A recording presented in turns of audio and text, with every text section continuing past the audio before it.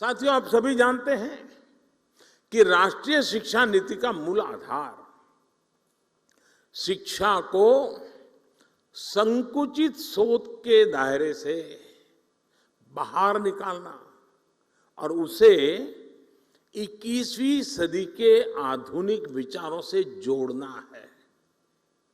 हमारे देश में मेधा की कभी कोई कमी नहीं रही है, लेकिन दुर्भाग्य से हमारे ऐसी व्यवस्था बना कर दी गई थी जिसमें पढ़ाई का मतलब केवल और केवल नौकरी ही माना जाने लगा था।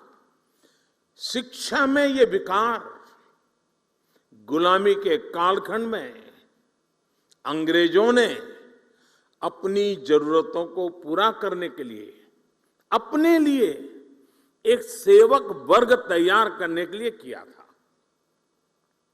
आजादी के बाद इसमें थोड़ा बहुत बदलाव हुआ भी, लेकिन बहुत सारा बदलाव रह गया। अब अंग्रेजों की बनाई व्यवस्था कभी भी भारत के मूल स्वभाव का हिस्सा नहीं थी और न हो सकती है।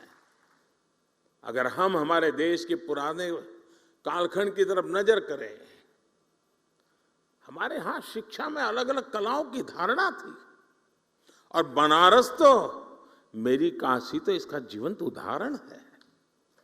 बनारस ज्ञान का केंद्र केवल इसलिए नहीं था क्योंकि यहाँ अच्छे गुरुकुल और शिक्षण संस्थान थे।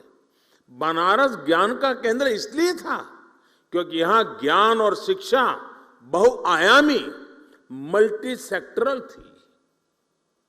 शिक्षा में यही विविधता हमारी शिक्षा व्यवस्था का भी प्रेरणा स्रोत होनी चाहिए।